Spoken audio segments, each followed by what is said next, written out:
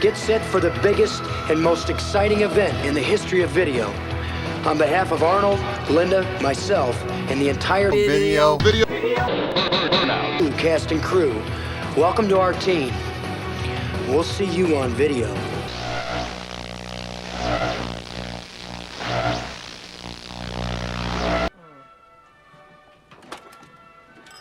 Ain't easy being the Antichrist. All those pentangles and human sacrifices. And what's the Prince of Darkness up to behind this curtain? Planning his next ritual sacrifice? Conjuring up dark forces? Well, I'm sure we'll see soon enough.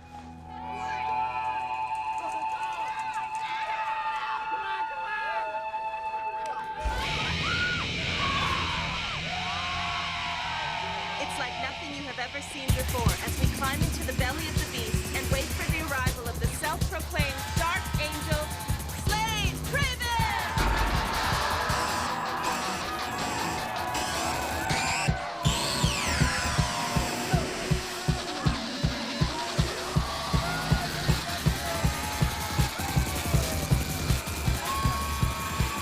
There's a chill up my spine. I've got a feeling divine. I crave chaos and control. Just shoot me, baby. She'll suck the life from your brain. She'll squeeze the blood from your veins. She's my little steel angel in a dirty magazine. She's kinda itching my addiction and making me insane. She's got a whole lot of loving to make you scream.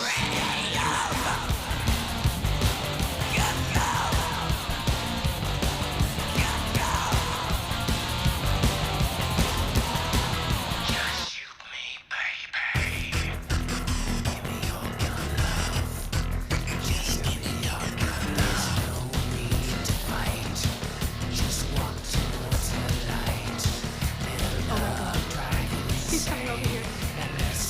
He's coming.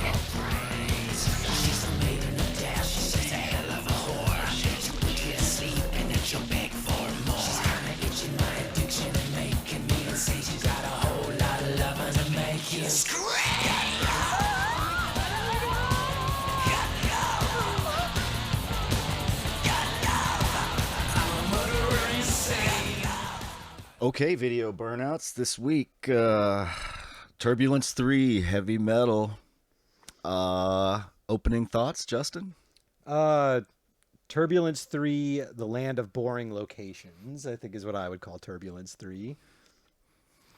Yeah, I would say if I was gonna give this like a subtitle and I didn't already have the subtitle of heavy metal, I would subtitle this one Canadian Shame.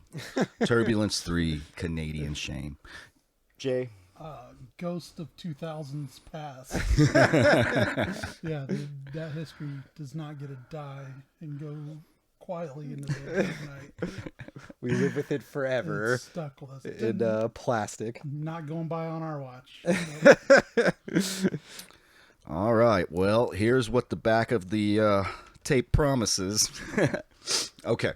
Slade Craven, rock superstar and reigning king of death metal, has planned a concert unlike anything the world has ever seen. He'll be performing for a cargo load of lucky fans on board a 747 jumbo jet as it flies from Los Angeles to Toronto. The entire spectacle will be broadcast on the internet via web music network ZTV.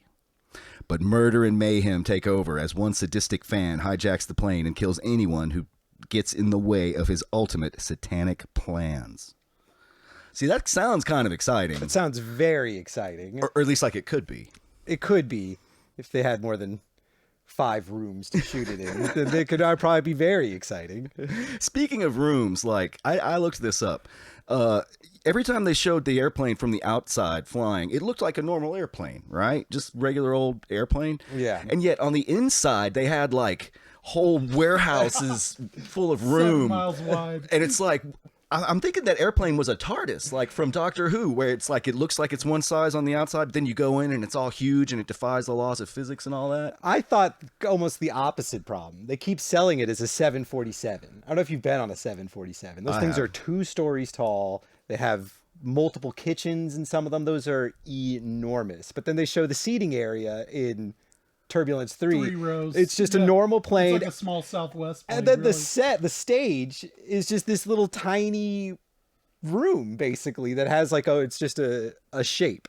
And that's it. Like, it looks kind of like a plane. I kept thinking the opposite, which is that this plane is much too small to be a 747 that they're going to hold a rock concert. I mean, that's a rock concert, but like a death metal concert in.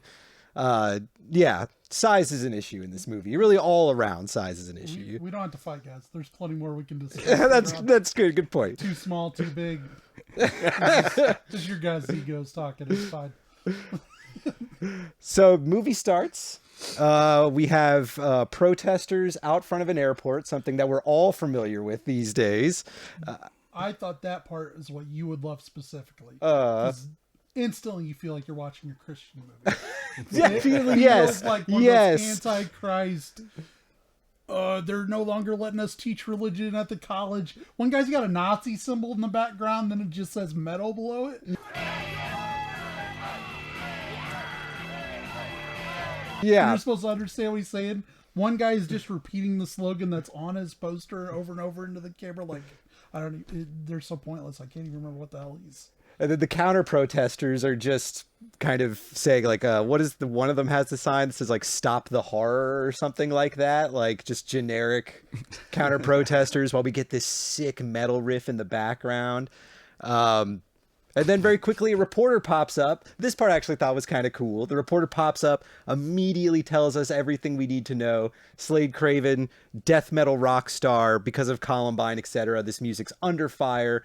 That's it. Then he tells his cameraman, get some B-roll, I'll be right back. And then the metal music comes back in the score. It's like, that's pretty fun. But that was the end of being like mildly impressed by many of the choices.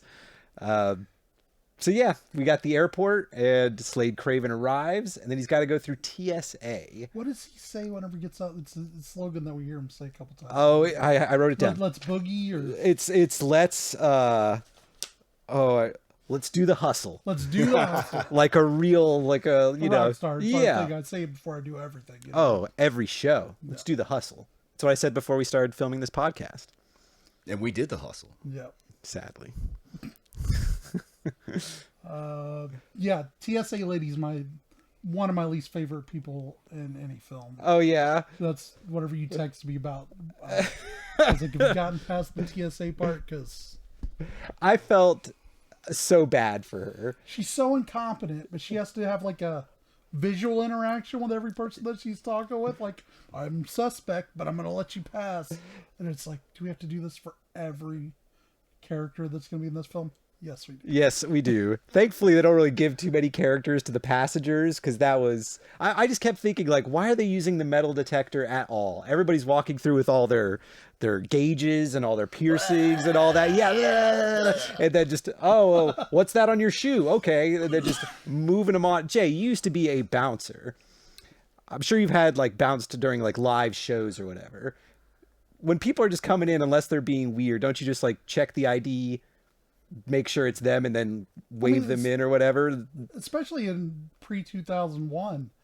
TSA was, a joke anyway. So the fact that they don't even try to go through, like, the person doesn't have to take off their metal jacket or anything. It's like, yeah, if you're letting them walk through, what's the point? Yeah, you just go. She just hands her that one chick hands her glasses to the security guard that just picks them up on the other end. It's like, man, I miss those days of lax airport security. Coat off, please.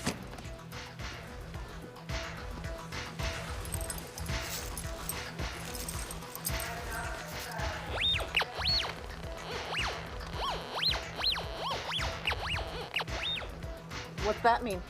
Sound of the devil. I had to ask. Lift your pant legs, please. You know, you have the most beautiful eyes. Aren't you the charmer? Lift your pant legs, please.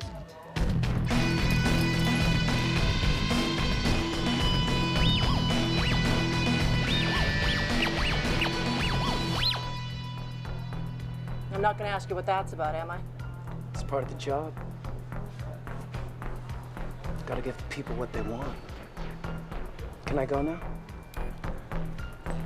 Of course, every person that's supposed to be metal talks almost like they're Valley. Yes. But they do something Oh, he's so cool. So edgy. My guess is that it's some kind of homage slash ripoff of the airplane movie scene where the security guard is hassling the old lady while all the people run by with their bazookas and bombs and stuff like that. That's the only thing I can think of because it's not necessary and it's not funny and it's not. They're just filling time. I think that's generous, but that is definitely the way it feels. Definitely, it's like why I guess they have to further establish that we're going to be on a plane for a rock concert. Slade Craven songs, so they're just stretching to get that time. I think it's only an hour and a half. That was one of the exciting things about it. I was like, well, at least it's not the Postman. I felt very good about that. Yeah, but watching it, even in a group, it's a long 90 minutes. I think it was better watching it this time. Maybe because the sun was out. I don't know. But normally when we put it on at midnight, it's like, oh, God. The usual. But. So he's got a rock concert that's going to be broadcast via the web. Did anyone understand the raising and lowering viewership that was going on? Because at one point they claim people are paying $10 to watch Slade Craven's last show. But then when he's not playing, it shows like that screen of all the skulls following, and they're like, "Oh, viewers are just dramatically declining." And it's like, isn't this like a pay-per-view situation where they paid? So who gives a shit really if they're watching? If they're still watching it, yeah. I did not understand the viewer. The I mean, even whenever they're walking on the plane, they're talking about like, "This is the first live stream, live." They're just like throwing words out there without knowing shit about what they're talking about, which is true for everybody in 2001 anyways, I guess. But, so yeah, I don't think they know any. They're just trying to hype it up. Like it's supposed to be so computer tech savvy thing. Yeah. They mentioned, it was so hard getting the FFA or FAA to approve this, or I mean, just they're throwing words out there. Yeah, they needed to have a metal concert in a plane, but the set was really small, so you couldn't really believe that an actual rock star would be paid for that. So it's going to be his last show. Yeah, it's his last. It's a big hoorah. The last one, somebody died or something. I don't A remember. shock thing. So he's supposed to be a shock rocker. Essentially, depending on the song, it's either like really 10 years post Smashing Pumpkins, or just really, really bad Marilyn Manson. I kept seeing Marilyn Manson. That's what they're going for. But the background songs that he's singing is just all this like, I mean, I can't even, it's like I still got PTSD from living through that new metal alternative rock era. It's like, I think that's what gets me the whole time. It's like just this constant like, oh God. Where's my records? I need more Linkin Park stat. You'll never leave me, Bee Gees. God. No, and you kind of expected it to be almost more like Linkin Park-ish, which would have been more fitting for that time period. I mean, Manson was cool, but it was like he'd already had that Columbine thing like 6 years earlier than that. So I don't know. The film's just a mess of, we're going to make it cool. Somehow. Everything's cool. So the TSA lady, then we skip over to the FBI agents. We got multiple plots we got to cover. Multiple plots. Yeah. But all, where they're going. Yeah. But the FBI agents is where I start to get confused. Like, what is going on here? So she's tracking down Kate has been tracking down a hacker. What? For 2 years. For 2 years, she's been tracking down a hacker. She finally finds him easily, it seems. And then Joe... How does he find him? By going through dormant websites. Yeah. That's how he's bouncing his signal. Like, I guess 2000s VPN was just... That's what it looks like on the screen. And then, of course, they can track him like it's Tron. Like, they just watch that line going through a maze. Like, there's his address right there. Like, that's how it works. Yes. Okay. So she finds him, and then Joe Mantegna, one of our big stars, shows up. He'll be in one office building for the entire movie. And he's like, oh, good, you found him.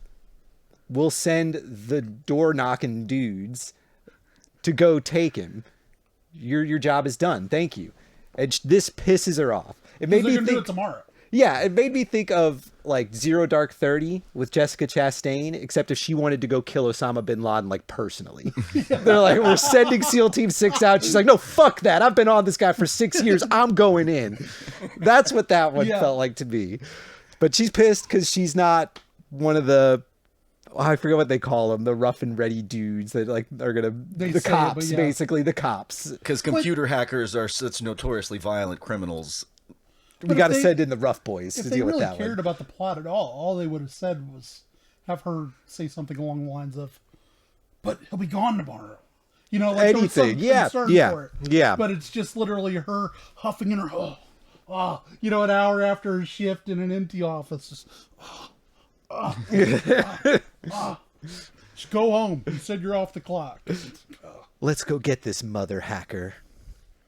One of the better lines. Okay, so but then this is what confuses me: is it seems to go from that scene to Gabrielle Anwar, the female FBI agent, just waltzes into the guy's apartment, delivering a pizza that came from where? Like what? Well, she figured out how to hack his phone calls. That's right. So possibly she heard him order the pizza. It would have been helpful to show that. There's a lot of things that would have been helpful to show. Like, it would have been helpful if they showed us a good movie. Yeah, that didn't happen. That's a good point. You know, it's just par for the course in this. This is my least favorite part of this movie is the hacker and the FBI agent. They're the worst. Who's like, how did he not put his foot down about not wearing that bandana? Oh my God. You know? I mean, he's been in some great movies. I mean, I you know, it's fine if you say I don't want a bandana. He's not, also the cover, we were talking about the cover before we started. The three actors, the order of, like, the guy that plays Slade Craven isn't even mentioned. No. Who's the main actor in the film. But Joe Mantegna is mentioned first. Then Craig Sheffer, who has all of, like, 4 or 5 minutes in the film. I mean, I guess at the end he's a there big for a part little of bit. it. He's legit. He should be on the front box. And then I her think. name. Mm-hmm. The female FBI agent, even though it feels like the lady that's the reporter. Yeah. A bigger, you know, it's like, I guess it really doesn't matter. Mm-hmm. But old Joe shouldn't be number one. And if you're that such Bill, why would anybody wear that bandana like that? I'm just bothered by the bandana.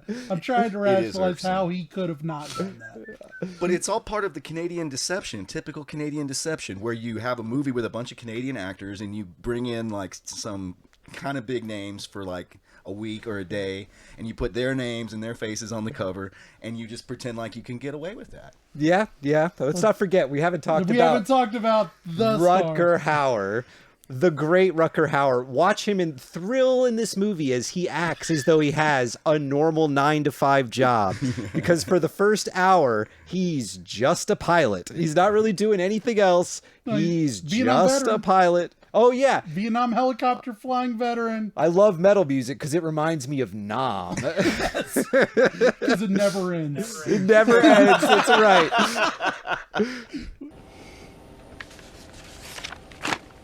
So what do you think of this guy's music? I listened to about 10 seconds and got a headache. I kind of like it. It makes me think of Nam. It never stops. Yeah. He makes an appearance in a second set, but this is the standard. Well, we've got Rutger Hauer for one day. Don't move him out of this set. Keep him sitting down. Honestly, it's Nicolas Cage in Left Behind, the remake. Mm-hmm. Okay. Same exact thing where you're like, he's going to do something. He's going to... It's almost over. He's going to do something. You know? No. Please save us with some, like, at least over-the-top acting. Of course, this is the period of time where getting somebody to watch Blade Runner was like pulling teeth. Was that weird era? 2001. People refused to watch anything good that Rutger Hauer was in, you know? And now I think we've gotten to the point where we realize, like, his 90s era stuff was just him getting work. I mean, you know, it's like... Yeah. You know, he was great one. He's a great actor. But you got to see him in the good stuff. Yeah. You know? Hitchhiker. Oh, Hitcher? dude. The Hitcher. Yeah. The Hitcher. Man, that one's wild. Yeah. All those Paul Verhoeven movies. Rutger Hauer's the man. He can't play a harmonica for shit, but that's fine. Well, neither can I. So. Yeah. All right. I'm not very good either.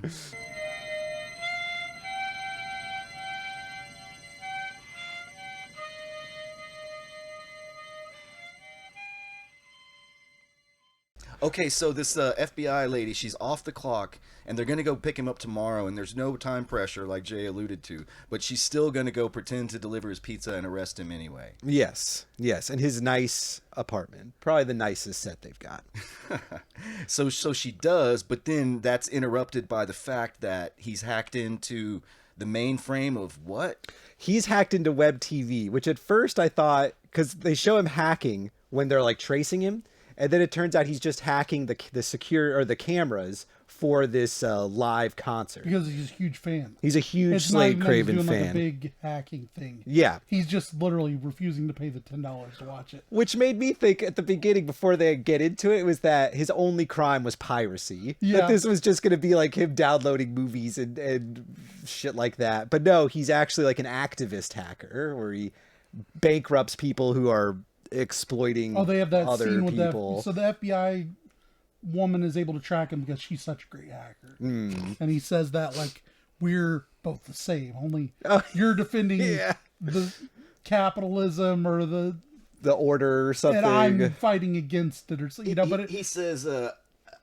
I'm attacking the system and you're defending it, something like that. Something. But it doesn't even. You're with the system, I'm with the people. I guess you and I are a lot alike. Give me a break. No, seriously, I mean it. The only real difference is that you protect the system, and I protect the people. I'm with the people. That's it. I'm with the people. It's so Canadian. Thanks. It doesn't have no edge to it, which is good for them, That's what happens when you don't have to fight for your freedom. You actually talk for it. It's fine. It's fine. We're different people. Because only good things happen to the countries that had to fight for their freedom. The movie reads like there's a quick quip line every there's a punchline every 4 seconds.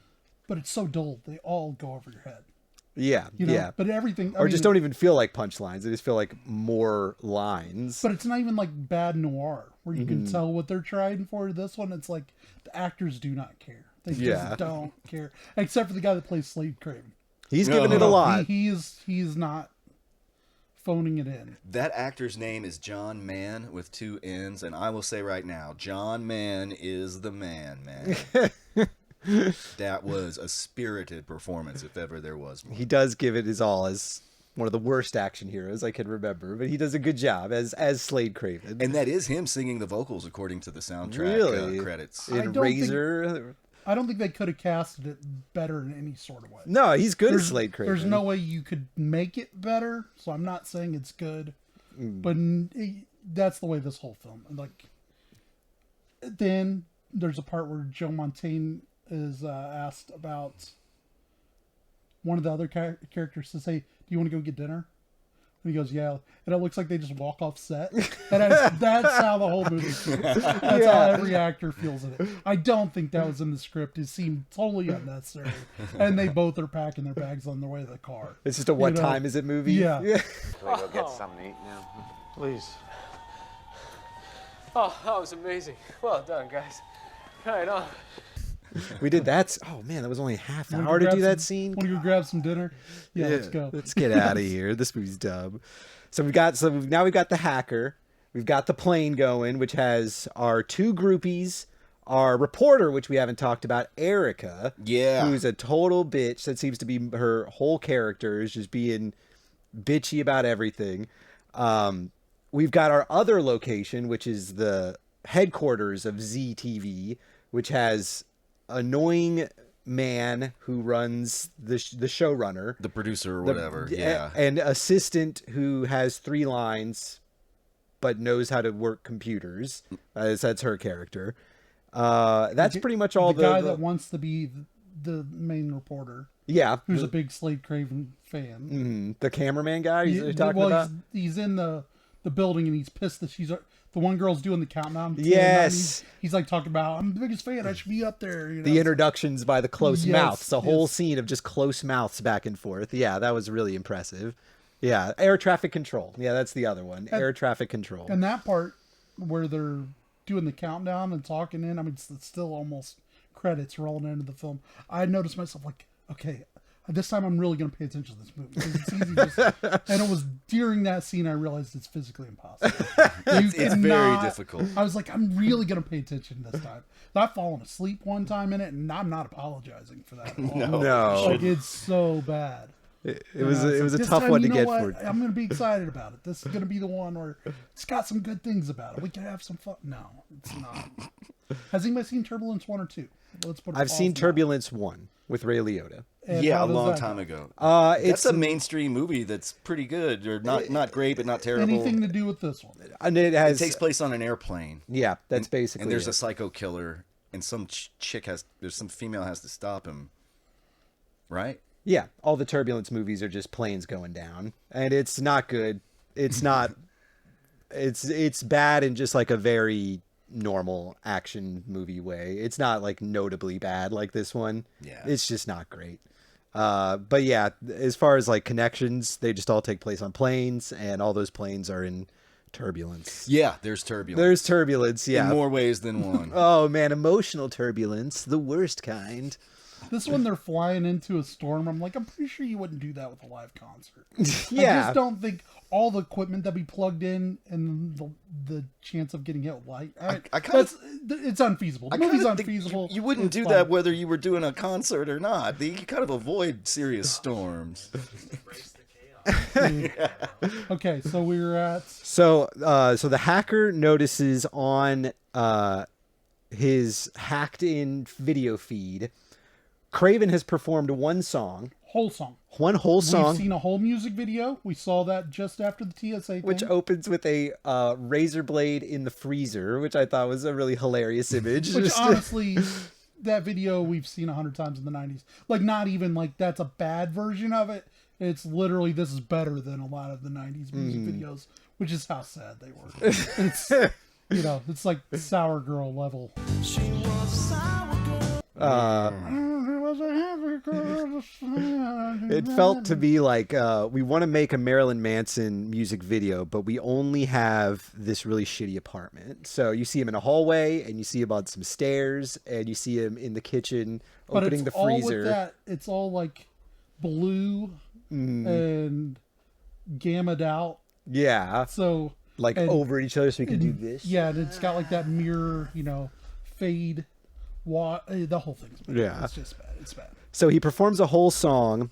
Already Rutger Hauer's had his big dramatic moment where everybody stands up before he has turned off the fasten your seatbelt sign.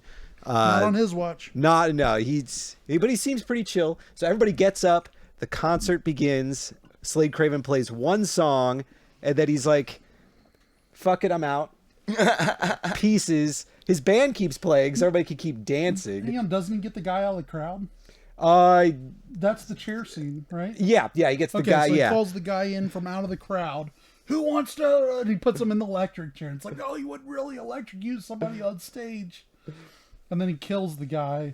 Well, but it's a fake. Yeah. Even though, did he really? You know. The guy actually acts out with it. Yeah. Actually does. And the acting in the movie's so bad that you just don't know. This might be true. Like really, like he's supposed to be dead, which I thought that was the plot point of it. Like he's snapped. Yeah. You know, which is the plot. Kind of. But you got to rope-a-dope you into it. You know? I know, it's a very Shamama Mamalon twist. Yes. So at what point does the imposter appear? That happens next, because Craven bolts. His band keeps just jamming away. Why does Craven bolt? He just doesn't. He's a rock Slade star. Craven, yeah, man. He gave him one song. That's worth his their band's going to just $10. keep playing the little bit of music they have while they dance. And then the hacker notices on his screens, on his hacked-in video feeds, that somebody is doing something bad. They've shot somebody. They've knocked them down and shot them. And then somebody appears behind Slade Craven. We can't see their face. We get to see Slade Craven's face.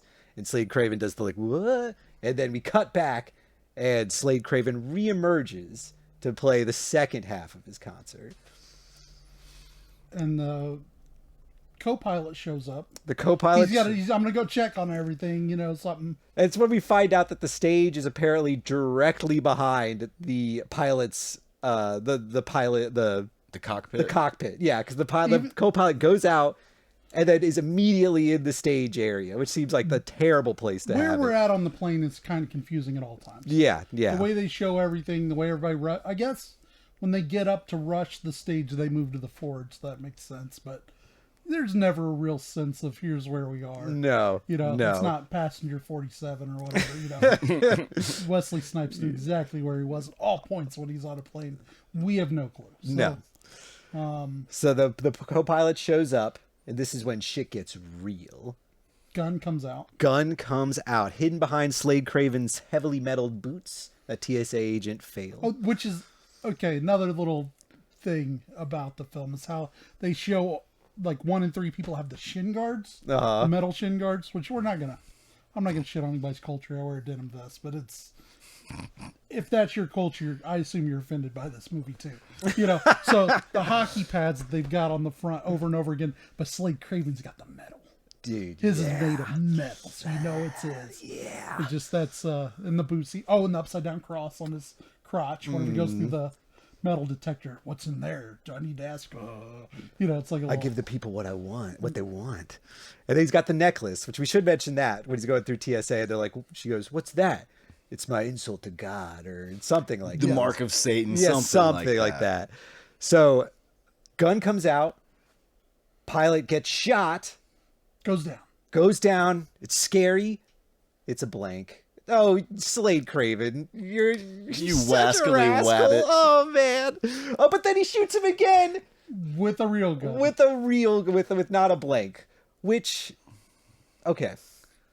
If we're gonna be like just terrorists taking over the plane, I like that they had the Joker feeling of putting on a show to have one blank bullet in the gun, just to make people feel they were gonna be okay for just a second. Yeah. Real Slade Craven-ish. Very Slade Craven-ish. Controlling your emotions.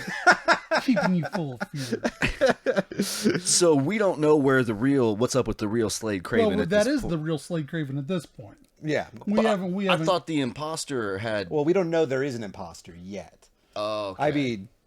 Yeah, but yeah, there is an imposter. I mean, we know from reading the back of the box, sort of, and nobody watching this is ever going to watch it. Hopefully not. Or you're an idiot. Go ahead and do it. Yeah, I spent $4 for it. It was worth maybe 50 cents. Yeah. And now the director's, I don't know, a little closer to his $50,000 debt he took making this movie. But yes, it is an imposter. It turns out it's an imposter. The hacker and the FBI agent now working together to go through the flight, the list of people on the flight. You're going to have to unhandcuff me. Yeah. You're going to have to unhandcuff me. Oh, fine. The recurring running gag of the handcuffs, yeah. Yeah, I guess we'll get to their punchline here. We'll have to get there sooner or later. But so it is an imposter who's demanding to be kept live on stream, on Twitch, I assume. It must be kept streaming live. ZTV, they call it. ZTV, or he's going to kill Erica, the bitchy, leather-clad entertainment reporter. Okay, and so then... I know, that's how the movie feels. I could feel like, joke? Anything? Anything? No, joke? No. Damn it. No, we watch. You know what? We're good. So yeah, Slade Craven is tied up in I guess like the room where all the like the computers are, with like it's the central hub. I assume. Wouldn't be so. That doesn't make any sense because it should be at the back end of the plane by the space that they're showing him and everything. You would think, yes. So we have no idea how he would have got over there, or the pilot thing really. Or there's a side, so that once we're back to our issue of the plane, the geography of the plane makes no sense. He's sitting on the floor with some computers around, and they can talk to him. Yes, which I'm glad you brought that up. For a movie so concerned with characters talking to each other in different locations, this movie seems to have no idea how two people would do that, and just assumes that if you can talk into a thing, it will automatically reach another thing. Does that not work? Shockingly enough, using this microphone, like the reporter does at the beginning of the movie, I actually can't call anyone. I can't do anything with this. But if you were a hacker, you could. Oh, if I was a hacker, then maybe. You could hack that microphone good. MacGyver would need like a toothpick and 3 pieces of Rutger Hauer's harmonica that he could call up the Pope, you know? Yeah. But I noticed like the reporter at the beginning talks to air traffic control just with a microphone in front of a camera. Later on, air traffic control calls Joe Mantegna, who's an FBI agent. Not to interrupt, Yeah. but that's 3 pages of notes. I was just there. noticing. Is that 3 pages of That's notes? prodigious. It's 2 of them a picture. Oh, damn. Oh, no. That's about 6 pages of notes. You rewrote the thing. It takes me a while to go through these movies. Apparently this week's episode is going to be TBT. So, see you on Thursday. I've got a lot I want to cover here. A lot. No. We haven't even gotten to the major themes of the movie. So yes, air traffic control can call the FBI just with their little headset. Okay, Slade breaks himself out of being tied up. There is for some reason a microphone next to the computer, and he can use that mic to talk directly to Joe Mantegna, again, who's an FBI agent. And then later the hacker can hack into that microphone and talk to him, which that I can kind of buy in my movie hacking sense. That one's not too bad. But then it's egregious next when Slade Craven finally gets his hands on a walkie-talkie and then can then just immediately, can you hear me? Yes. He could still talk to the hacker. He's 30,000 feet in the air. Just with a walkie-talkie. walkie-talkie. And this is a movie that wants to be all about hacking and like This is updated still- computer shit. This is still dial-up era. This Yes. is dial-up Yes. era. Let's keep that in mind. And so the walkie-talkie thing kind of goes with how everybody had this idea that hackers were infinitely capable of anything. Of anything. If it had, and I mean, this is outside of the film, not in the film. There was that in the movie. Hacker is fun and it deals with it sort of, you know. But put 6 more years under the wheels of what we thought about hackers, and literally the guy grew up flying planes. Oh, flight as a simulators. Kid, flight simulators Yeah. as a kid, and he knows walkie-talkies, and it's just it's kind of the way our parents see us. Like, how do I change this PDF into the printer? Or your dad. Oh, I my know. God. So I know. That's exactly what I was need this. thinking of. Justin's talking to his dad the other night. He has to tell him to send something by hitting the thing on his phone, which is the thumbprint part. But it's an iPhone, so he keeps hitting the circle spot at the bottom and exiting out. And this went on. It was like a Larry Curly and Moe skit went on for like 15 minutes. No. All right, Dad, you're not going to touch the actual circle. You need to push the one on your screen. Don't just lay your thumb on the button. You don't have to press the button. You'll back out. Just lay your thumb on it. Oh, it backed out, son. Oh, I know it did. I know it did. So, anyways, this movie was written by somebody's dad, you know, whose basement living kid is a hacker. You know, this is what he thinks of his son's potential. Just you playing know? Doom on the PC. If it plugs in and has some sort of light on it, you can control it. You can do anything with So- anything. It's all just microwaves, man, and beams, dude. So they're on a plane flying across the country, and he can do it like maybe. But he is. They don't say he's the world's greatest hacker, but if the FBI took 2 years to find him, he had to been. He's got to be pretty stellar. Those bandanas have got to be on pretty tight. Pretty tight. Oh, and the glasses he wore told me that he was indeed intelligent. Yes, yeah. A real like which one like the Backstreet Boys wore that when they got older, like Joey Fatone or something It like really that. does Yeah. look like that. Yeah. So I guess we got to go back to the movie. Oh, sadly back. Hang on, we're at the time. So, anyways, the walkie-talkie. The magical hacked up walkie-talkie that can do no wrong. That the hacker can immediately talk to just as soon as Slade Craven picks it up, which I guess we should talk about. You know, when he came back out on stage, my first instinct was that, who is this guy? I mean, he was walking completely different. He was acting completely different. I'm just not sure it's him. Are you prepared to die? Let me check something.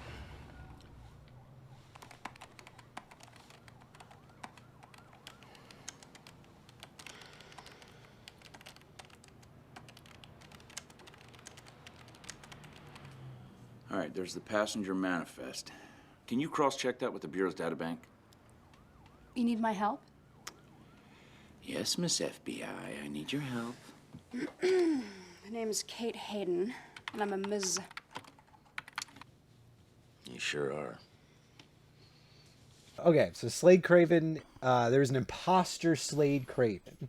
The hacker and the FBI woman figure this out, and then using that information, they see this this imposter's criminal history, which includes that he's part of a satanic cult.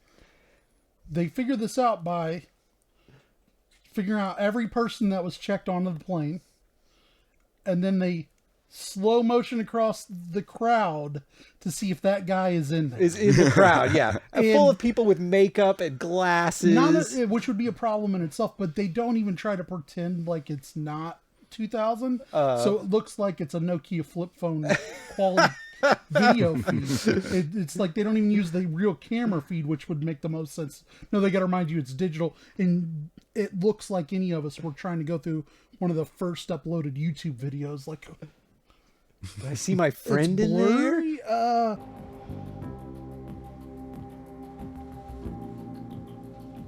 don't see him anywhere. Do you have a voice analysis program? Yeah, it's in the X-File. Of course it is. So that makes, and why wouldn't there be people that aren't in the crowd involved with stuff? But anyways, yeah. So that's how we figure out it must be an imposter. They see his picture and they're like, this looks a lot like the guy we cast to play Slade Craven in this movie. Yes, that is him. So then they stumble onto this satanic cult. Zoe, do you want to explain what the terrorists' plot is, what their ultimate goal is? I want to. I'm not sure if I can. I'm not sure if it was made clear. There's a church in eastern Kansas. Eastern Kansas, the most unholiest place in the world that I can think of. Apparently, it's like the Bermuda Triangle. Planes actually don't fly over it. The Pope doesn't fly over it. Refuses. Yeah, the Pope refuses to fly over it. And there's a church there that somehow is the seventh gateway to hell. Yes. None of that is explained or even discussed or even referred to hardly at all later. No. They just know that somehow getting 10 million viewers, crashing the plane into a small church in eastern Kansas will open up hell? Do something? Unleash demons and hellfire? Well, they have to sacrifice an anti in their philosophy. An anti-prophet. Okay. Somebody that's a false prophet. So Slade Craven's the false prophet. He's the he pretends to be. Okay, I missed that. Okay. So that's something that they say.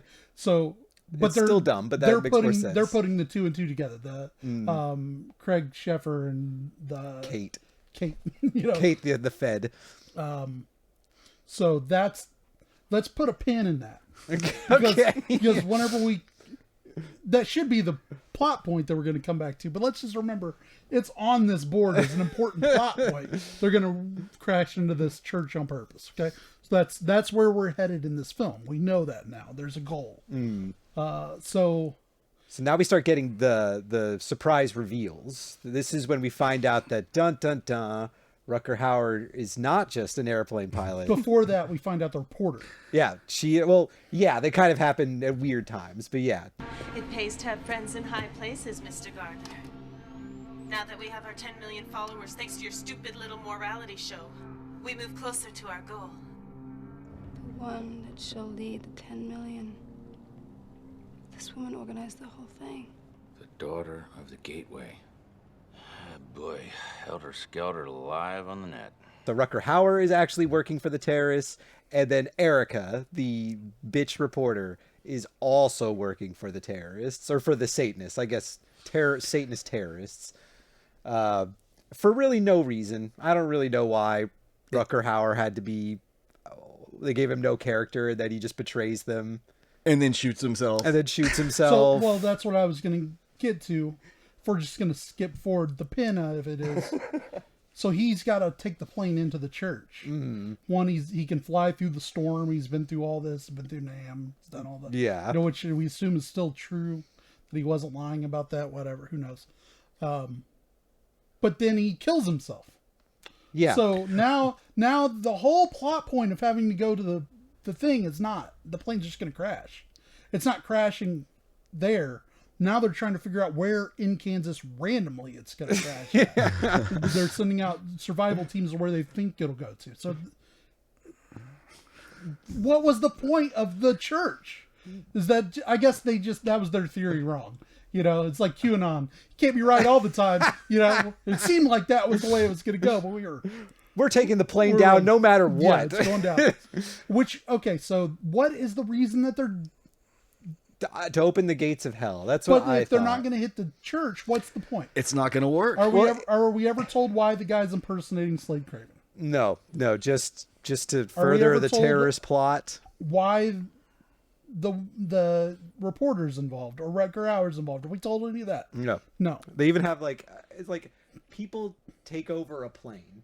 Like tons of movies about that. You could just have it be the people are from some fictional South American country, like in all those 80s action movies, and you will release our leader, whatever. Like there's a million reasons why somebody would take over a plane. This has to be the dumbest one that I've seen in movies, to crash it into this small church, even without Rutger Hauer killing himself. It's still incredibly stupid. Yeah, and if they're Satanists, Slade Craven doesn't really make sense to be the target, besides the fact that he's a false metal guy. Like, no false metal. Like, what is this?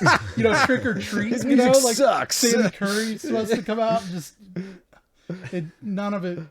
So, it would be cool if they would have done something. They would have done something. It's a lot of subcultures that the writer has to know about that he knows nothing about. Metal, planes, Satanists... etc. Like hacking. It's confusing how they don't have like a bias one way or another about anything they're doing. I mean, it's like, it would have been even cool if they would have had a plot and they're like, oh, we actually did this to fool people into looking at the rabbit over here, the metal thing, but this really, it's like a Die Hard sort of thing. Yeah, we've seen it. Yeah, exactly. Which they quote Die Hard. Oh. There's also Houston, we have a problem. That's another one of those. Everything's, they threw the kitchen sink. Remember better movies? Yes. But once again, the Die Hard one, probably you guys even missed it whenever it happens. It's like, I didn't catch all the little quotes are just, nobody cares. It's either they didn't tell the actors that that's what it's from and they didn't realize it until after they said it. It doesn't matter. This movie does not matter. That should be the tagline. Turbulence 3 heavy metal. It doesn't matter. It doesn't matter. I tell you, it just doesn't matter. It just doesn't matter. It just doesn't matter. It just doesn't matter. It just doesn't matter. Slade Craven has to be, when he finally gets into action mode, so Slade Craven frees himself, and then he's like, he talks to the hacker, and he's like, I need to land this plane. I need to save this plane full of people on my own. The worst action hero I can think of. Sweep the leg. He sweeps the leg. He gets his ass handed to him by the female reporter, but then beats her by just sweeping the leg, knocking her into a wooden electric chair that's fake, and then just electrocuting one of the metal tie downs that this chair has. The first guy he beats, the imposter, he just pretends to be handcuffed and then hits him with a piece of metal pipe, which the gun goes right under a little tiny opening in this plane, just this little opening in the plane. And then he fights the imposter again, gets his ass handed to him yet again, but thankfully has a trusty fire extinguisher that he was able to hit him with and shove him into a bathroom. He's the most incompetent badass. It's like ever. watching like the B-reel of WWF. It's like, no, well, we were going to do that in the alley, but it looked really bad, so we're just going to scrap that. Yeah. So lame. I was so pumped for this Marilyn Manson type guy to start really kicking ass, and he disappoints. Fine. The music's fine. Pretty much, except for the Hacker and Kate scenes. Like that, the score they used for those scenes felt like the save room in like a really cheap video game. Those were fucking horrendous. Yeah, the songs that the guy sang were what you would expect, but the score itself in between, I have a few issues with the score as well. They're going for hackers, but it's one of the... It's so bad. But I like how they mention stuff, like you're talking about the reporter at the beginning, where he's like, switch to B-reel. Mm-hmm. There's another guy later on that says something along the lines of like, I did 3 years of film school and this is what I'm doing. For this, it's like, people that were on the set actually threw little clips in there how they felt about actually being part of the movie. The let's go to lunch thing, that's also part of that. But it's not a comedy by any means. No, not intentionally so. So, I mean, it's like I imagine somebody's in the boardroom and they're like, okay, so the title of the movie's it? Your snakes are going to be on a plane? And you're like, yeah, snakes are going to be on the plane. And, well, that'll never work. Have you seen Turbulence 3? Okay, yeah, here, we'll make it. You know, because you can do anything after this movie. Yeah. And it looks good. Any plane movie looks better than this one. You know, I'd rather watch anti-maskers getting escorted off a plane. You know, I'd rather listen to just their rants, not the good parts, just them, the build up whenever I think they're going to ask me to leave. I'd rather listen to that for 2 hours than watch this again. But we'll watch it for a fifth or sixth time. I'm sure. Of course. Okay, so Slade beats up the imposter, stuffs him in a bathroom, but then the imposter somehow gets out anyway, and they have another fight? Or he beats him in the audiovisual control center, and then he beats him up and puts him in the bathroom. That's the second one. Okay. After the dude loses the gun under the small slit, and then he beats up the reporter, and then he's gonna go talk to. And then he goes and talks to Rutger Hauer. Rutger Hauer offs himself. And are you gonna fly the plane? Yeah. I don't think so. Take a seat. Yeah. You know, and then he kills himself. It's like, you already proved you're in the power. You're already controlling the guy and you had a gun. It makes no sense. It did not make sense. So, but then now they have to. They have to land. You're gonna the have to fly it. You're gonna fly it. The FBI agent screaming to the other FBI agent, and that doesn't make any. They're yelling back and forth. Don't do this. Don't do that. A lot of phone calls. Doesn't matter.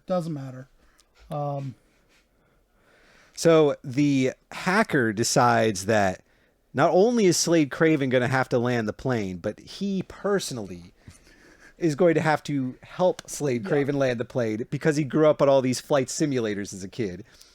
And also, it's established around this point, the hacker just kind of offhandedly said, or no, the Fed says to Joe Mantegna, no, I don't want to talk to Slade Craven. He's got a bond with this hacker. They have a close bond. Oh, yeah. They said that a couple of times. I thought they were talking about the FBI agent and Craig Schaefer. No, you're right. no. It is Slade Craven. Slade Craven is the hacker. I was thinking it was them two.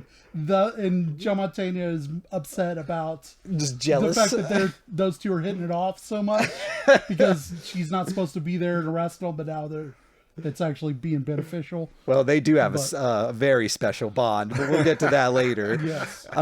So the hacker is going to teach Slade Craven how to land the plane, which is, of course, complicated. Yeah, pull up. It's not going up. Just pull harder. Use all your strength. Harder.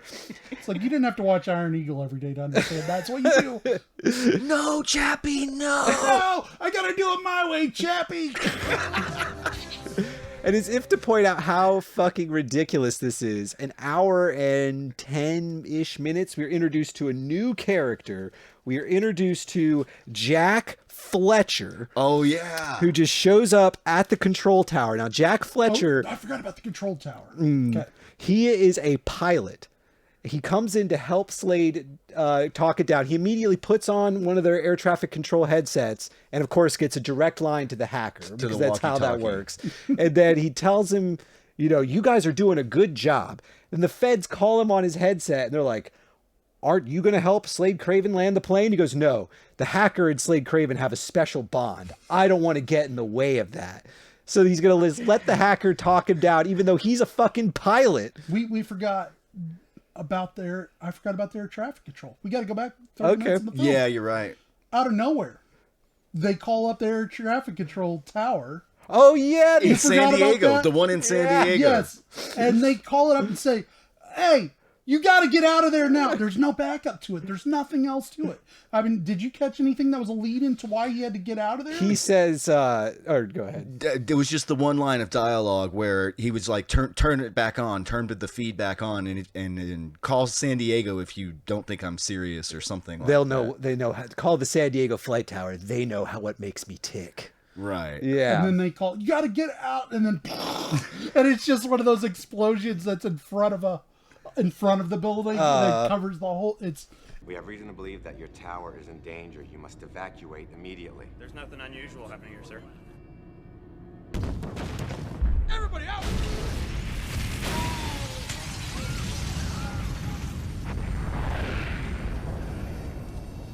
The line just went dead. It is.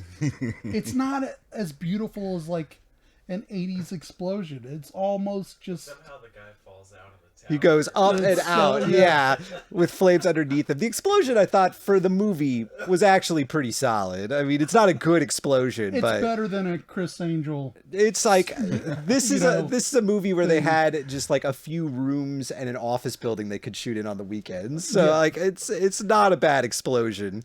Just like all the shots outside of the plane, like going through turbulence, for the most part, pretty solid. Like I'm guessing they use those from another one of the turbulence. I thought that too, and when I saw the explosion, I even have it in my notes. Explosion looks like it's from a different movie. What I think. I really think that is true. That those are like the. That's probably the only tie into the first two Turbulence films because they're just using the what they paid for before. It's fine. I mean, it's like using Bruno again in Jaws, I guess. Yeah. Spielberg didn't take it home with him. Let's see if we can get the sucker to float. So air traffic control blows up. So now fast forward 30 minutes. I just can't believe we blew. I know. We should not have missed that because that was hilarious. That was kind of a weird point in the convo. So yeah, Hacker has to help Slade Craven land the plane, which apparently autopilot will just do, which in like every plane movie I've seen, it's always like the autopilot is what gets them there. And then they're like, okay, now this is going to be difficult. You have to unengage the autopilot. And then they do. And it's like, go on. They're like, okay, now we have to talk our way through it. But in this one, they're like, oh no, just set the autopilot. You're fine. I think and then he comes back and the autopilot is broken. What they're not explaining is really that he needs to get all the dials even. I think is what they're going for, because it's like, oh, the left one is all crooked, oh no, you got to pull up to the right, it's like that thing. They have to get it leveled out, and then you can engage the autopilot, which I guess makes as much sense as anything else in the film. When Rutger Hauer reveals himself or like you kind of see him as a terrorist, he smashes a console with his gun, and they need to just say, I can't engage the autopilot. It's been smashed. Yes. And they never mention that he's sabotaged the plane. They never make mention of that beyond just having that one scene of him doing it. Which clearly it's the autopilot that he's broken, because then Slade Craven's hitting the buttons and it's like, no, they won't turn on. It's not lighting up. Flip the, it's okay, which if you had to tell me which dial to hit, it's not. You're gonna be frustrated with me because the plane's crashed. Which one? Nah, dude. Yeah, there are like 8,000 of these in here. I played Atari though. I got the joystick. Let's just go. So the plane is going down. Then the imposter comes back. Okay, yeah, he fights him again. He's whistling a song. The Slade Craven's whistling a song, and the guy comes, "Oh, still singing that same old tune, are you?" Which I have no idea what that is about. Because does he have a relationship with this imposter? None. Do they know each other? It's just, here's a musician line. I thought he was part of the crew. I thought he was part of like the whole Slade Craven crew. Well, I mean, that's one of those things where we think, but really, whenever it gets to that point, it's like there's no really background to that scene. I don't remember it, but maybe, yeah. That's the whole, the idea when he says that line, it's supposed to be like a zinger of, let's do the shuffle. Yeah. Let's do the hustle. The hustle. So he fights him, knocks him out with a fire extinguisher, and then goes back to landing the plane. Mm-hmm. And at this moment, we see what the filmmakers actually think of metal and goth and all that. When Slade Craven gets his necklace that is like a symbol of Satan or whatever, rips it off and goes, "Please, God, let us land safely." For me, it was like one of the, because I'm obviously obsessed with the Christianity films. Yeah, Christianity. the poor sloppiness of a Christian film. That is when it really came in. Like subconsciously, I picked this movie for this without ever remembering it at all. It's like that's the gel of this. God, if you'll just, which sums up 2001. the idea of like everybody's not a Christian until they need God. It's like middle America's belief system. Tipper Gore was still our, saving grace. All the bad things are eventually, I really don't like them. But it does prove they're right. He's a false prophet. Yeah, false metal. And then all that believing in Satan shit will just get you killed. Yeah. No Satanists in foxholes. That's right. Only, I can't do anything. I got nothing. Walked out of the plank. I thought someone would catch me. Only dead Christians. Oh, is that bad taste? I'm sorry. Yeah, we gotta cut that. I hope that one stays in. That was damn good. The producer said. Yeah. So they talks him. Craig Sheffer talks him through landing, and it's not easy, even though it doesn't look that hard. It looks very easy. He has a harder time stopping the plane. Yeah, they like he lands it, and then all the video feeds go out, and like Craig Schaefer's game that he's playing, the flight simulator game, all of a sudden just explodes into a little mini pieces. It's like, oh my god, this is the last thing you want to be using in this situation. But they're safe. You can hear them coming in. Oh, we made it down. I don't know how to stop this. Somebody talk to me. And shockingly, they do. It's as exciting as that. I was really on the edge of my seat wondering what was going to happen. Yeah, I know. We don't see anything else happen on the plane from that point. That's it. Like, we don't. No, just land, pull this trigger, pull this lever, and slow the plane.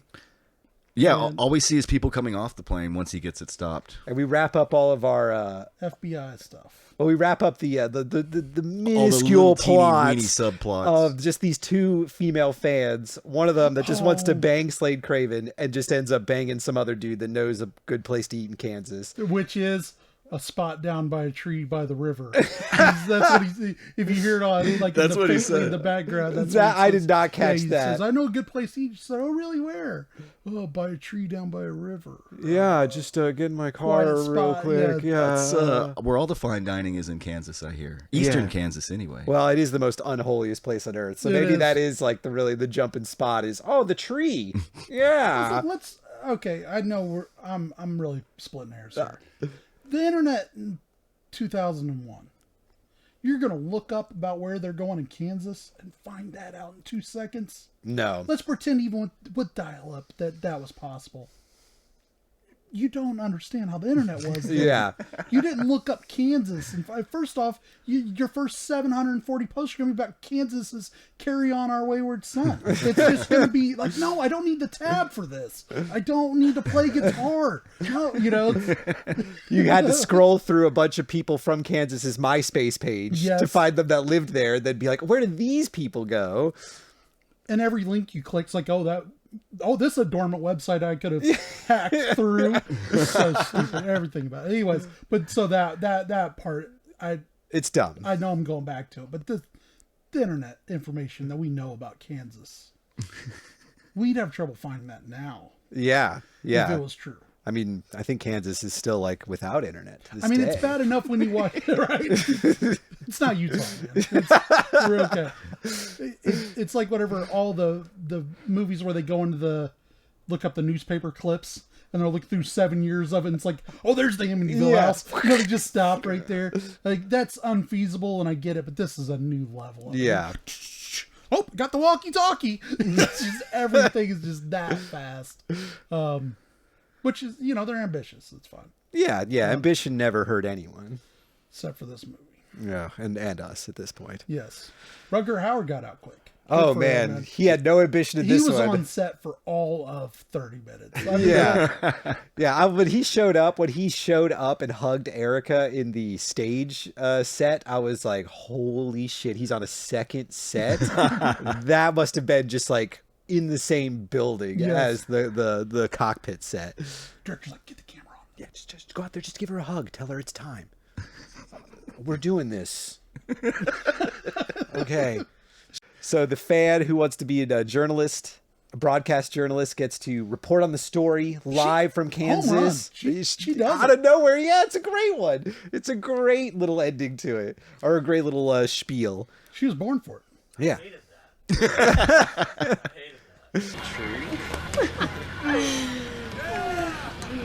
Thank God we're here.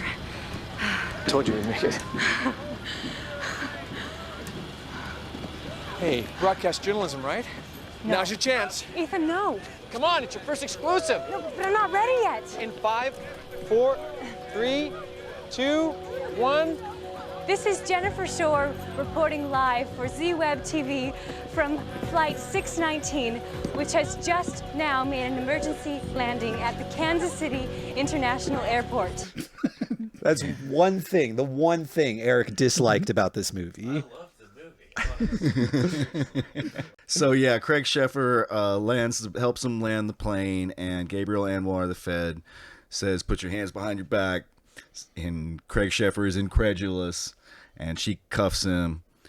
And then, how would you describe what happens next? Well, there's a minute of him talking about it, like a solid minute. Yeah, you're right. Like, They drag it "You're out. really gonna They do drag this it to out. me? I can't I'm believe handcuffed. this. I can't believe it. You know.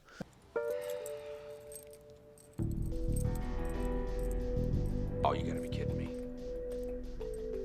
Oh, come on. What? Get up, turn around. This is a joke, right? This is crazy. I can't believe this. I just saved a plane full of people. And I just saved the world's greatest rock star. I mean, I just saved the world from Satan. That's how I would describe it, Zoe. Why don't you tell us what happens? Oh, it hurts. It hurts. Well, I could say I saw this moment coming as soon as I saw her. Well, not this moment specifically, but as soon as I saw her, she had the beautiful woman made movie unattractive, having the hair up, having the glasses, like the classic high school romance thing of like, oh no, we're going to pretty you up. Oh, she's my gorgeous. God, she's gorgeous. She always was. We just never knew it. So I knew that was going to happen at some point. It's Miss. That was like, oh, okay. All right, so he's all handcuffed in his living room, and he's freaking out, and she lets her hair down and starts taking her clothes off as she walks into what I presume is a bedroom. Her cardigan, top button first. So then Craig Sheffer goes, "You said you wanted some pizza." No, he said, "You said you were hungry." Yeah. You said you were hungry. You said you were hungry. That makes more sense. And so then Craig Sheffer, with his hands cuffed behind his back, all kind of lurches after her, and finally the end, right? Finally the end. The hacker, yes. After all this, the hacker got laid. I like to imagine what happened in that bedroom, though, was like Christmas Story. Show me how the pig eats. I know. When he's running away, he's like, wait a second. I was like, that's not the sexy way you handcuff somebody. No. That's actually really you strong. You can do a lot of things with that, but eating is not, I mean, whatever, you know, we're getting a little NR-17 around it. I'm just saying, Christmas Story, you know. Yeah. Stand by Me, yeah. Oh, I wish I didn't understand what you were saying. Oh, man. I'm sorry. You're right. I don't know what made me think of a pie eating contest. My bad. I can't imagine what that could have been. Oh, God. So, yeah. Turbulence 3. It's heavy metal. It's a wild ride. That's it. So on the coal to dull list, I think is what I'm gonna. I think we're gonna do it from that order. The coal to dull. Because we were gonna look at what the worst one was, but the worst one deserves to be on the bottom. Is the way I was thinking. Like, you know, Chantilly Lace does not deserve to sit on over top more than 4 other movies in existence. You know, that sort of thing. So, is this movie cooler than Circuitry Man 2? No, it's not cooler. Would we say this is the second coolest movie we've watched so far? Out of these 4, yeah, I would say that. Yeah, I would agree. I would say I honestly had more fun watching Invisible Child, though. Maybe that's just me. But as far as like, that's cool, that's what the conversation's about. I mean, eventually we'll have. You just got to pick 2 or 3 in there that you think it's nearby, but. But yeah, this is, I can guarantee you it is better than Walk Like a Man. Yes. I would say it's a coin flip between Invisible Child. Mm-hmm. Similar length. Invisible Child's fun. This one's cooler. It's a walk through early 2000s, which is a nightmare. And, I mean, that culture just, we need to remember that it was inundated by a commercial look that was awful. You know, I mean, that's not an attack on metal or anything else, but what we saw in the media.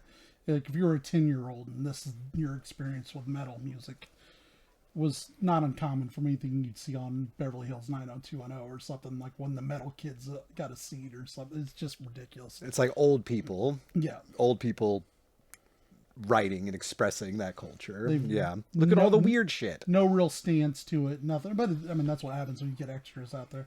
Just, it's fucking so stupid. Yeah. Well, did you have any favorite lines of dialogue? Either one of I you? don't think I wrote down any big ones. Let's go get the mother hacker was probably my favorite one. Well, there were two that stood out to me. Yeah, you do it. Now the party gets real. After I think he actually shoots the co-pilot. That should be the tagline. But this is my actual favorite. Like, once they finally get the plane landed and everyone's coming off, one of the Canadian actors says, "Can you believe what just happened?" And the other Canadian actor says, "No." To me, that is the essence of this film. I just boiled down to two simple, honest sentences. The actual tagline is "Taking terror to new heights." That just seems like it should be the tagline to any of the Turbulence movies. Yeah. They need to have the metal thing in it. Cool. It's true. Well, it's on Tubi.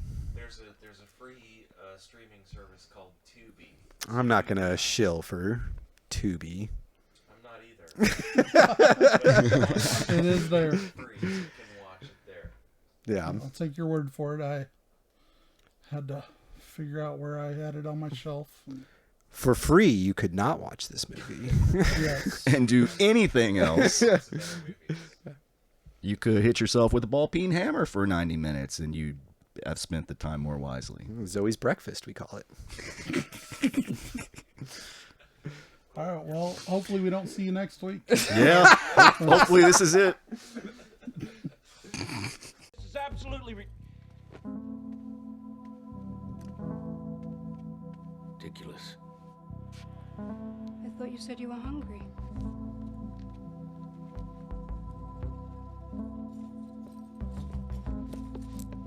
Wait. But, you know, that's a different He thing. means like, where are you right now? It's on Earth. He's an acid man right now. Yeah, I'm on acid. That's where I am. Is that all right? Is that what kind of drugs you're doing? Yeah, drug, fucking hay, everything. Beer. Man. Who are you here to see tonight? Your mother.